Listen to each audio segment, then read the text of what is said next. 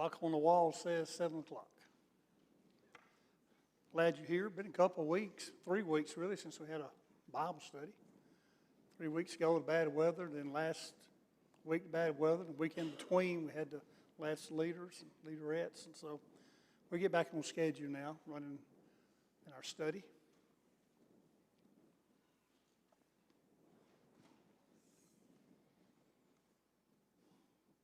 Let's open with a prayer. And John Matthews, would you lead us in prayer, please?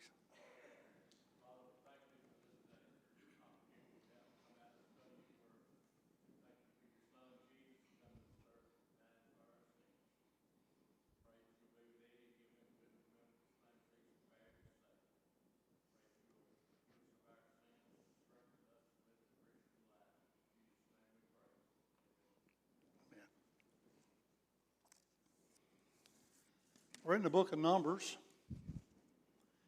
and we're not studying every verse. We're just sort of hitting some of the highlights and learning some things from what happens in Numbers. We'll be in it another week, maybe 2 more weeks. There's a lot in Numbers, a lot of highlights and things to cover. But when it comes to Numbers, Israel has crossed into the Red Sea, went across the Red Sea. God has given the people their commandments, what they are to do, what He expects from them. And it's now time to start heading toward the Promised Land. And that's where Numbers picks up, starts at. In Numbers 1, verses 1 through 3. Now the Lord spoke to Moses in the wilderness of Sinai, in the tabernacle of meeting, on the first day of the 2nd month, in the 2nd year after they had come out of the land of Egypt, saying, Take a census of all the congregation of the children of Israel by their families, by their fathers' houses, according to the number of names, every male individually, from 20 years old and above, who are able to go to war in Israel. You and Aaron shall number them by their armies. According to the calendar here, it's been about 13 months since they left Egypt. They got freed. All the plagues, and they crossed the Red Sea. It's been about 13 months since they left. And now God tells Moses, I want you to number the people, at least the young men, those 20 years and older. Why does He want to number them for? Well, as we see in verse 3, 20 years old and above who are able to go to war. It's like a draft. Let's get everybody signed up, and we're going to go to war. And the people might ask, why are you numbering us? We're just one big happy family. And Moses says, we're about to go to war. And they said, what do you mean war? All this time, while Moses was in Egypt, while they had come out of Egypt, he would tell them about this promised land. It's going to be a great place. God's prepared it. It's going to be a wonderful thing.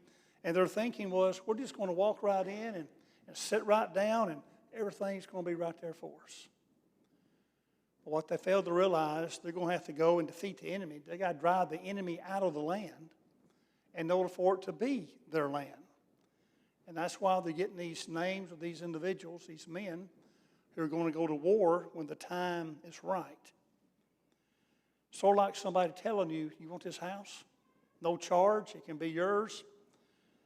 It's worth thousands of dollars. And you go and you realize, oh, this house is occupied. Somebody else is living in this house. I mean, I got to get the people out. That's what God's doing here. You got to get the people out. It's yours. You just got to drive them out. Destroy them.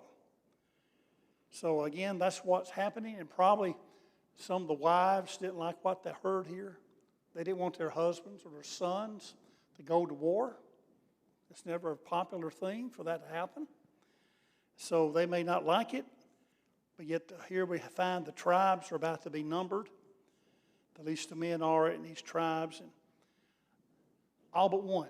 One tribe is not going to be numbered. Which tribe is that?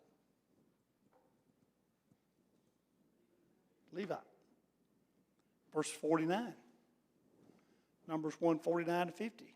Only the tribe of Levi you shall not number, nor take a census of them among the children of Israel, But you shall appoint the Levites over the tabernacle of the testimony, over all its furnishings, over all things that belongs to it. They shall carry the tabernacle and all its furnishings. They shall attend to it and camp around the tabernacle.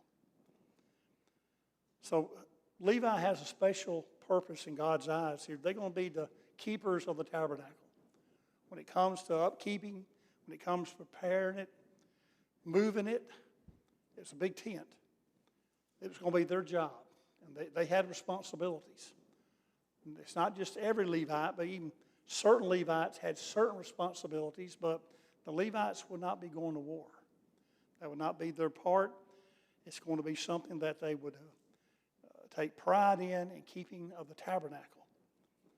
Now what God does, all these people, they just all mingle together. He starts numbering them and he divides them up. And right in the middle of this thing is the tabernacle. And what he's going to do, like a big plus sign with the tabernacle in the middle, he's going to put 3 tribes to the north, 3 tribes to the south, 3 tribes to the east, 3 tribes to the west. And that's going to be their location. That's where they're going to dwell at. So they got some separation going on. And for the most part, Levi is going to be around the tabernacle. That's where they're going to be. That's where their work is going to be done. But they're going to be, in a sense, sort of divided up as well. Not counted, but divided up.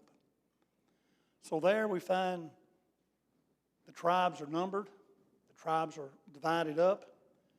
And now the Lord is preparing them for war that's going to eventually come. Now, when they got the tabernacle completed in chapter 9 and verse 15, there was a cloud that covered this tabernacle when the presence of God was there. It says, on the day that the tabernacle was raised up, the cloud covered the tabernacle, the tent of the testimony, from evening until morning. It was above the tabernacle like appearance of fire. So it was, the cloud covered it by day, and the appearance of fire by night. Whenever the cloud was taken up from above the tabernacle, after the children of Israel would journey, and in the place where the cloud settled, there the children of Israel would pitch their tents. So they're here headed toward the promised land, and the tabernacle was set up for their time of worship. And the cloud was there, like a cloud of fire. And then when God said we need to move, the cloud would lift. Here come the Levites would come in, disassemble it, move it the way God said to move it, and they go to the next location where God decided where they're going to rest at or dwell at for a while anyway.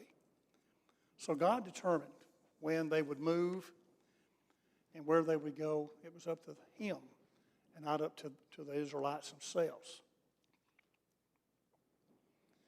So here they've been out of Egypt some 13 months, maybe a little longer by now. And they do something Israel does that they're famous for. They start complaining. They start complaining.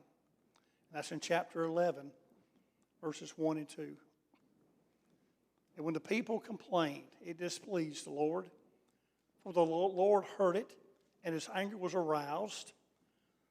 So the fire of the Lord burned among them and consumed some in the outskirts of the camp. And the people cried out to Moses. When Moses prayed to the Lord, the fire was quenched. So they're complaining. We're not moving as fast as we want to move. I want to go this direction. No, I think we're going to go this direction. Why is God leading us in this direction? Everything they can do, they're complaining about, and God gets enough of it. And this fire strike comes about, and many of them are consumed by this fire. And here they start crying out to Moses, help us, help us. And Moses prays, and this fire stops. It's quenched. So you think, okay, they learned their lesson. No more complaining. We're not going to complain anymore. Verse 4. Now the mixed multitude who were among them yielded to intense craving. So the children of Israel went also wept again and said, Who will give us meat to eat? We remember the fish, which we ate freely in Egypt, the cucumbers, the melons, the leeks, the onions, and the garlic. But now our whole being is dried up. There's nothing at all except this manna before our eyes. Now we don't have anything to eat. Now the food that they brought with them out of Egypt is probably gone. They already ate it all. They got the manna. They're not satisfied with God's blessings. And the people, they come to Moses again, and they start complaining, and it angers God again. I don't think they had it so great. They think they did. Look at all we had to eat. Cucumbers, melons, leeks, onions, garlic. We had all this great stuff to eat. It was so good. I don't really think so. But what's happening here is they just want to go back to their old ways. Sometimes folks think their old ways are better off, and when they're not. So Moses, now he's angry at them. He can get mad. He's just like any one of us. He can only take so much. Well, they came to him. They start this complaining again. And here's what he says in verse 11 and 13. So Moses said to the Lord, Why have you afflicted your servant? Why have I not found favor in your sight? And you have laid the burden of all these people on me. Did I conceive all these people? Did I beget them? That you should say to me, Carry them in your bosom, as a guardian carries a nursing child to the land which you swore to their fathers? Where am I to get meat to give all these people? For they weep all over me, saying, Give us meat that we may eat. So Moses goes to God, I can't take this any longer. And imagine if every time somebody comes to you, they're complaining, over and over. Moses just had enough about them. And in verse 15, if you treat me like this, please kill me here and now. If I have found favor in your sight, and do not let me see my wretchedness. So Moses is ready to die. He's ready to give up. I just can't handle all that's going on here. But people are complaining about hunger, and God is fixing to feed them. He's fixing to feed them a lot. And in doing so, some are going to eat a little too much. It's going to cost them. You think of the population here, there's maybe 2 to 3 million people that are in this group. How much food would it take to feed 2 or 3 million people? You just don't go to your refrigerator or freezer and dig that out. Almost like feeding everybody in the state of Alabama. How are you going to do that? Well, God has a plan. God's angry at Moses as well, that Moses doesn't have more faith in him than he does. Moses saw everything, and now Moses is falling prey to the people. He's doing just like the people are doing, and that angers God. And in verse 23, here's what God says to Moses. Has the Lord's arm been shortened? Now you shall see whether I will say will happen to you. See whether what I say will happen to you or not. So he's asking Moses, do you think I become any less powerful because I'm out here in the wilderness with you? I still got just as much power as I did while you were in Egypt. Everything that happened, the plagues, the parting of the Red Sea, I still got just as much power as ever. Why do you think that I'm lessened in this? He says, I'm fixing to show you what I can do. And he sends quail, a lot of quail. They're 2 cubits deep, which is about 3 foot. And they're a day's journey in any direction you want to go. There's nothing but quail. That's a lot of quail. A day's journey is about 20 miles. 3 foot deep of quail. And he says, go and eat. Go help yourself. And they do. They gather quail. Some gather too much, acting like gluttons, and God punishes them. Those who ate too much, I say ate too much, they sort of started hoarding it up. A plague came on them, and God killed them. He wiped some of these people out because of their, again, a lack of distrust of God. So God, He takes care of them. Again, plenty of quail to eat, plenty of manna to eat. But the complaining doesn't stop. In chapter 12, we find Miriam and Aaron, brother and sister of Moses. Now they're complaining. Then Miriam and Aaron spoke against Moses because of the Ethiopian woman whom he had married. For he had married an Ethiopian woman. And they said, has the Lord indeed spoken only through Moses? Has he not spoken through us also? And the Lord heard it. So they really think, they want you to think we're mad because of who you married. But that's not the real problem here. The real problem is they don't like the leadership that God gave Moses. Because they think we're just as important as Moses. And they were very important. God had given them some special abilities, both Miriam and Moses. If you back up to Exodus 4:15 and then chapter 15, you'll see that they had special abilities. These two did. And they're wondering, well, why doesn't, who put you in charge? Won't you let us do some things around here? And the Lord hears it. They're trying to overthrow the authority that God set in place. And they can't do that. So God speaks to Miriam, He speaks to Aaron, and He tells them that Moses is the one He's going to speak through. And to make sure that they understood this, Miriam is struck with leprosy. Pretty bad case of it. And Moses sees it, Aaron sees it, and Moses begs God to please, heal her. Don't let this take her life. And God does. He heals her. And she has to stay outside the camp for 7 days, which was the law for somebody that had any kind of fungus, especially leprosy, but a fungus or something like that. You had to stay away from the people until it was known that it wasn't leprosy or that you were cured of this. You don't find them, Miriam, Aaron, going against Moses anymore. They learned their lesson.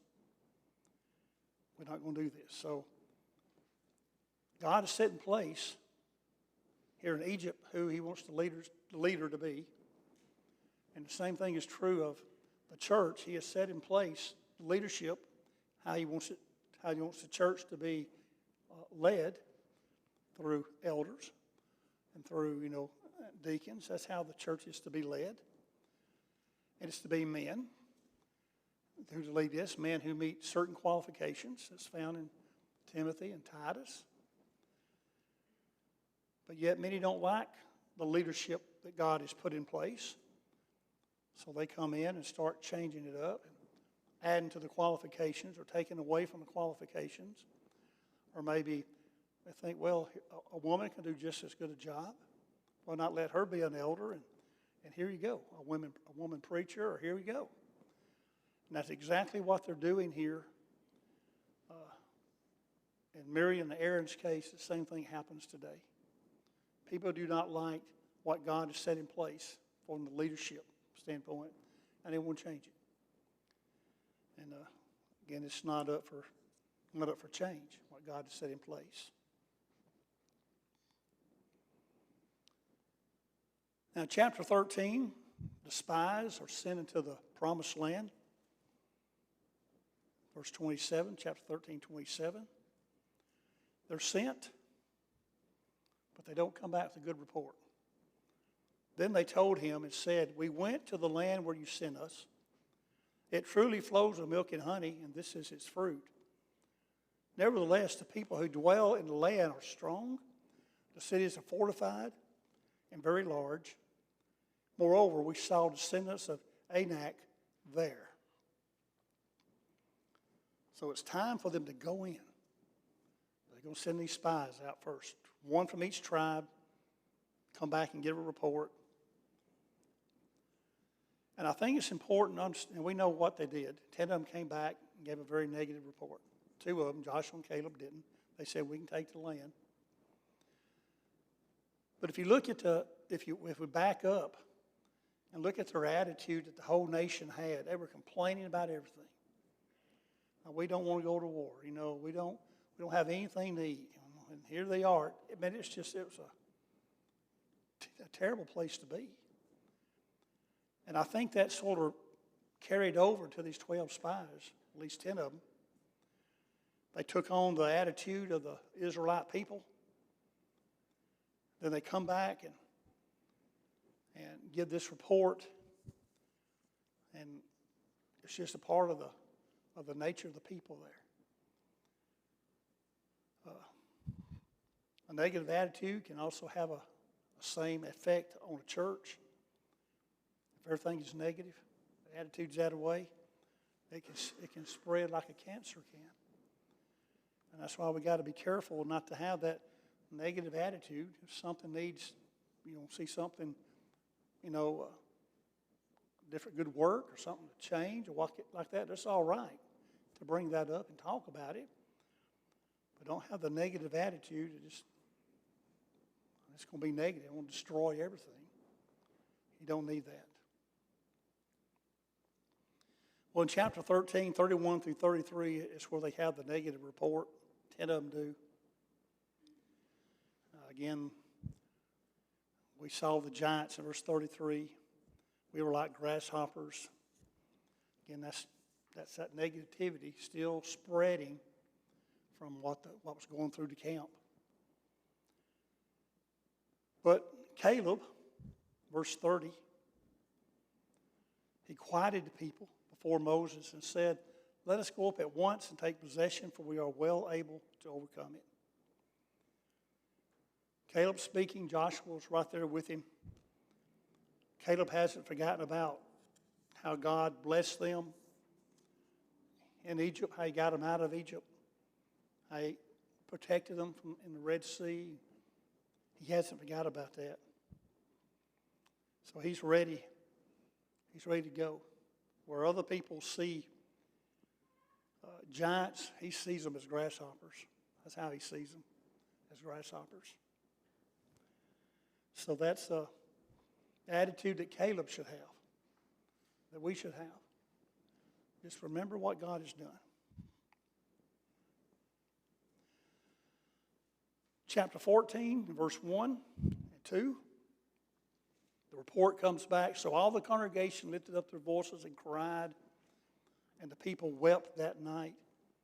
And all the children of Israel complained against Moses and Aaron, and the whole congregation said to them, if only we had died in the land of Egypt, or if only we had died in this wilderness. That complaining just will not stop. Will not stop. You can't make a good decision if you have a bad attitude. I don't think you can. You can make a decision. I don't think it'd be very well thought about. If we'd have been there, would we have sided with Caleb? Or would we have sided with the others' spies? What would we have done? We don't know unless we were there, but again, I think often we forget what God has done for us. We forget about that. But the problem here with them is, and sometimes can be with us, we got to be committed more to God than to God's blessings. Many people are more committed to his blessings than they are to God. As long as everything is going well, we're great. But the blessings maybe stop in some way, and all of a sudden they turn away from God. Our commitment is to be to God, not to his blessings. And that's what was happening right here. As long as God's feeding us, giving us water, we're with Him. But if we got to do something, I'm not going to serve Him.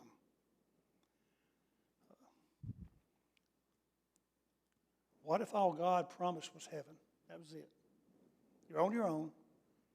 Become a Christian. I'm backing off. I'll see you in judgment. What if that's all He promised? Will we still follow Him? But if our commitment was to God, we would. But if our commitment is just what I can get out of it, blessings, then we may very well stop. I think, again, that's maybe why some do it at times and never make it back. They're more into the blessing part of it than they are into God.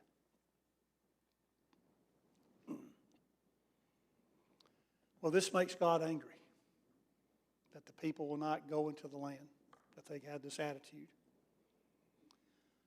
And God is ready to destroy them, wipe them out. He's had enough. Chapter 14, 11 and 12.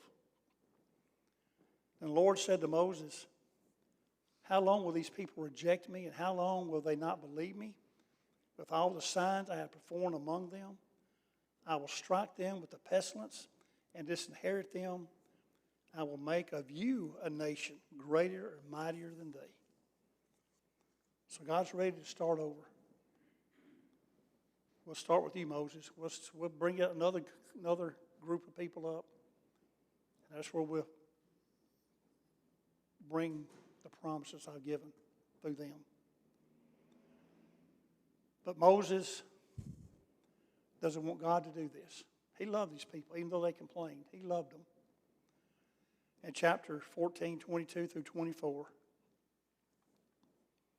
because all these men who have seen my glory and the signs which I did in Egypt and in the wilderness, and have put me to the test now these 10 times, and have not heeded my voice, they certainly shall not see the land of which I swore to their fathers, nor shall any of those who reject me see it. My servant Caleb, because he has delivered a different spirit in him, and has followed me fully, I will bring into the land where he went, and his descendants shall inherit it.